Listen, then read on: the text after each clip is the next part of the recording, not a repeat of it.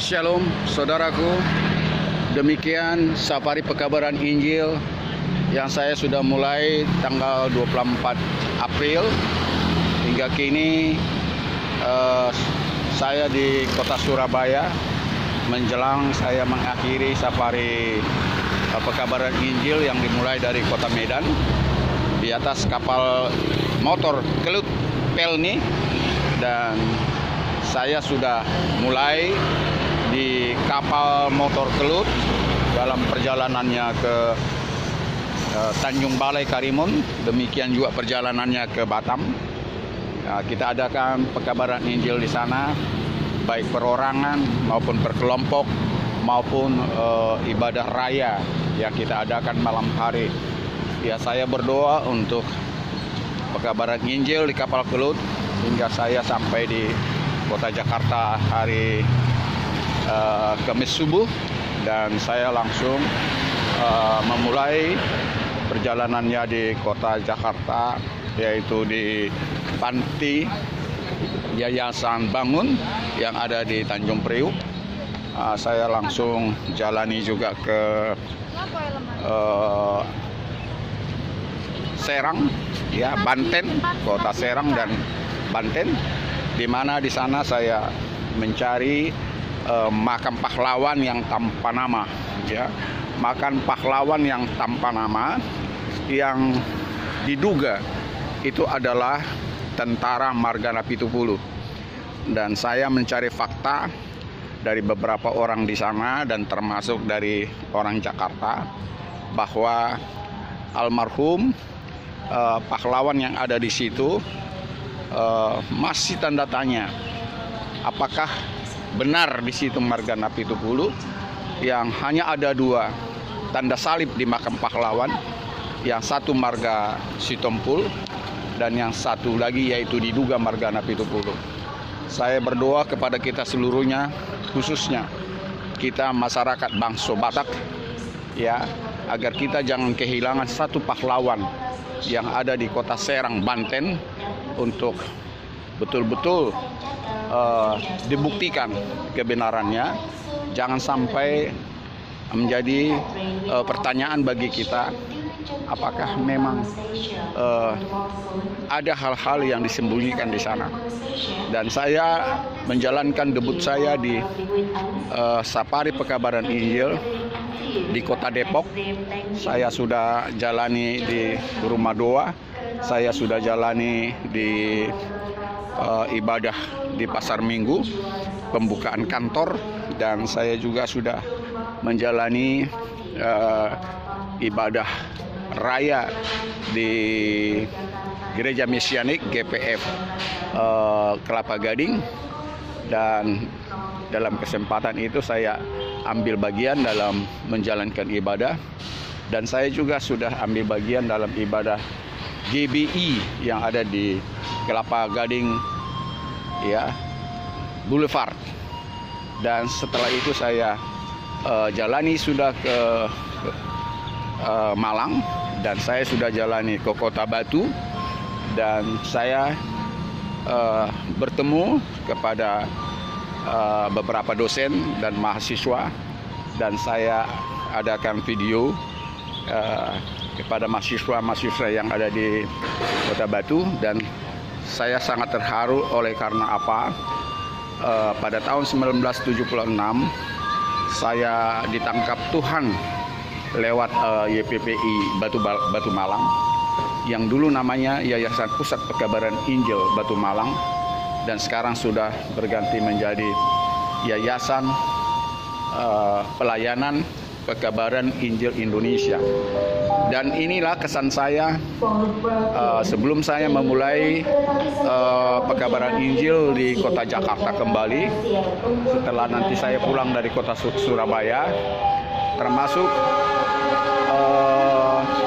dalam pelayanan ke tahanan Polda Metro Jaya yang dijadwalkan hari Minggu tanggal 7 jam 3 sampai jam 5 sore.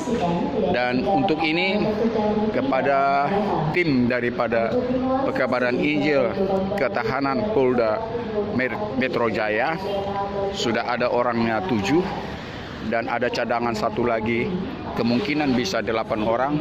Kita doakan agar semua orang yang ambil bagian dalam Pekabaran Injil ini dan semua orang yang kita jenguk di sana, karena kita adalah mencari domba yang sesat, ya. Kita mencari jiwa-jiwa yang sesat, bukan seperti banyak gereja menunggu domba yang sesat, menunggu jiwa-jiwa yang sesat. Jadi itu saya himbau kepada banyak gereja harus membuat suatu program kerja untuk mencari domba-domba seperti yang dilukiskan dalam Injil, mencari jiwa-jiwa yang ada banyak di tahanan-tahanan. Saya tahu di tahanan polisi itu mereka banyak air mata, banyak ketakutan, kebimbangan, keraguan. Oleh karena dalam proses hukum mereka sangat ketakutan. Ada yang menantikan hukuman 4 tahun sampai belasan tahun. Bahkan ada juga menanti hukuman seumur hidup, bahkan hukuman mati. Karena itu saudara-saudaraku, sesama orang-orang yang sudah ditabiskan menjadi hamba-hamba Tuhan lewat gereja-gereja apapun, buat satu program untuk mengunjungi para tahanan-tahanan, para orang-orang di penjara. Karena apa? Yeshua HaMashiach, Yesus Kristus juga pernah berpesan di dalam Matius 25 ayat 31 sampai 46. Di sana kita melakukan kunjungan ke penjara, membesuk orang sakit, membesuk orang-orang, mendatangi orang-orang para gelandangan, orang miskin. Itu sudah kita melakukan itu kepada Tuhan. Satu manusia kita kunjungi, kita sudah melakukan itu kepada Tuhan. Karena itu himbauan saya kepada kita semua, hamba-hamba Tuhan, entah saudara sebagai pastor, entah saudara sebagai pendeta, entah saudara sebagai apapun istilah yang melekat padamu, kawan. Mari kita sama-sama berdiri di atas, ya, penderitaan Yesus. Artinya kita harus sama menderita dalam pelayanan sesama manusia agar kita nantinya dilayani oleh Tuhan. Apalah artinya kalau kita hanya menunggu jiwa-jiwa dalam penyembalaan. Namun kita harus mencari jiwa-jiwa yang sesat. Kita harus mengunjungi kolong jembatan. Kita harus mengunjungi para gelandangan dimanapun mereka berada. Karena itu saudaraku, mari jangan hanya kita menunggu jiwa-jiwa dalam pelayanan kita, baik masing-masing secara pribadi maupun secara kelembagaan. Inilah saya yang ditangkap oleh Tuhan pada tahun 1976 di Kota Medan melalui YPPII, Yayasan Pusat Pekabaran Injil Indonesia, yang sekarang bernama YPPII, Yayasan Pelayanan Pekabaran Injil Indonesia. Saya berpesan kepada seluruh mahasiswa-mahasiswa yang ada di YPPII Batu Malang, tunaikan tugas pelayananmu, tunaikan dan laksanakan tugas panggilan kepadamu, agar Tuhan memberi engkau nantinya kekuatan, memberikan engkau anugerah, memberikan engkau kuasa untuk menangkap jiwa-jiwa untuk kerajaan Tuhan, menjadikan mutiara-mutiara dan emas-emas permata di dalam bait Tuhan. Saya berharap semua orang diyakinkan, orang-orang berdosa adalah kesukaan Tuhan, karena Tuhan mencari orang-orang berdosa. Bukan berarti kita senang Tuhan berdosa, tetapi orang berdosa sangat dirindukan kembali kepada jalan yang benar, kepada panggilan Tuhan untuk kita seperti Dia. Untuk kita seperti Dia dalam arti kita harus menderita seperti Dia. Bukan hanya sekedar kita beragama Kristen, bukan hanya sekedar kita mengikuti ibadah rutinitas di gereja kita masing-masing. Namun saudaraku, mari kita sesali diri kita dan kita memulai hidup baru, dilahirkan kembali oleh Roh Kudus, sehingga kita bukan hanya di warga negara dunia ini lagi, sekalipun tubuh kita ada di dunia, namun kewarganegaraan kita adalah kewargaan surgawi. Dan yakinkanlah perkataan daripada Dia, Sang Pencipta, Elohim, El Sebaut, yang Maha Pencipta. Dia mengatakan kepadamu, Dia mengatakan kepadaku, engkaulah bangsa yang terpilih, imamat yang rajani, bangsa yang kudus, umat kepunyaan Allah. Jadi jadikan panggilan itu, jadikan istilah itu kepadamu, kepada saudara-saudaramu, kepada orang yang paling dekat kepadamu, sehingga kerajaan sorga semakin dekat, kedatangan Dia semakin dekat. Karena Injil tanpa diberitahukan ke pelosok dunia ini, Dia tidak akan pernah datang kedua kalinya. Dalam artian Injil harus diberitakan ke seluruh pelosok dunia, ke seluruh belahan dunia manapun. Yang kedua, dan bangsa Israel segera akan pulang ke Yerusalem, kota Sion yang megah, kota Tuhan, di mana di sana datang pengajaran, di mana datang keselamatan, di sana datang kekuatan penghiburan dan pengharapan. Dan kalau jumlah Israel kembali kepada Yerusalem, barulah dia datang dalam jumlah yang tentu sesuai dengan kehendaknya. Dan yang ketiga, saudara dan saya di seluruh dunia haruslah mencapai mati di dalam Tuhan menurut jumlah yang ditentukannya. Karena itu sudah dipastikan, orang yang mati di dalam Tuhan belum mencukupi sesuai dengan kehendaknya. Daftarkan dirimu, sobatku, daftarkan dirimu, ibu bapak saudara-saudaraku, biar saudara mati di dalam Tuhan. Dan karena itu setelah saudara mendaftarkan, saudara akan mati di dalam Tuhan, maka kerinduanmu disanggupkan oleh Tuhan, maka saudara dan saya akan mempercepat Dia akan datang kedua kalinya. Apakah saudara tidak rindu pada saat kedatangannya kedua kalinya? Saudara masih di dunia ini, saudara masih melihat bagaimana dunia ini akhir kedatangan Dia.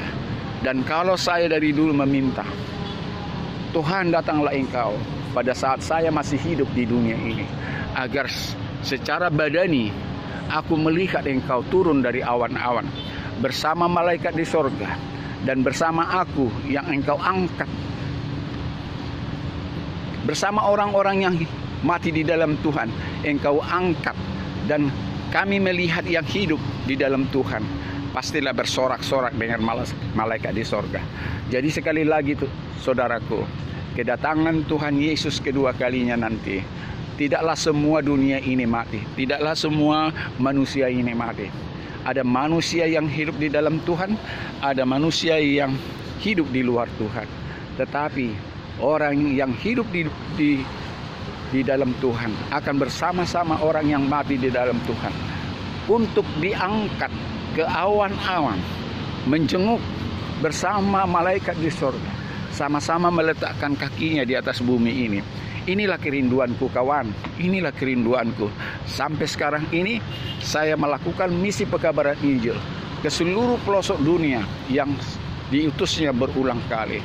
Karena itu doakan besok hari Minggu tanggal 7 pelayanan ini akan kami lakukan di tahanan Polda Metro Jaya, tahanan kriminal umum, di mana jiwa-jiwa nantinya akan diselamatkan. Terima kasih, kiranya video ini, kiranya pemberitaan saya ini mendapat tempat di hati saudara-saudaraku, dan dukunglah dalam berbagai cara untuk bagaimana pekabaran Injil ini sampai ke pelosok dunia. Entah cara bagaimana saudara, jangan hanya untuk menerima daripadanya, tetapi kembalikan kepadanya melalui bantuan-bantuan pelayanan pekabaran Injil di berbagai organisasi baik pribadi maupun kelompok. Salam dari saya di kota Jakarta yang panas ini, dan kiranya saudara tetap dihangatkan oleh firman Tuhan yang begitu mesra, yang begitu menguatkanmu dari sejak engkau hidup sampai ajalmu tiba. Terima kasih, salam sejahtera. Kiranya Tuhan yang sudah memberkatimu dari sejak engkau lahir, hari ini, besok, sampai selama-lamanya. Amin.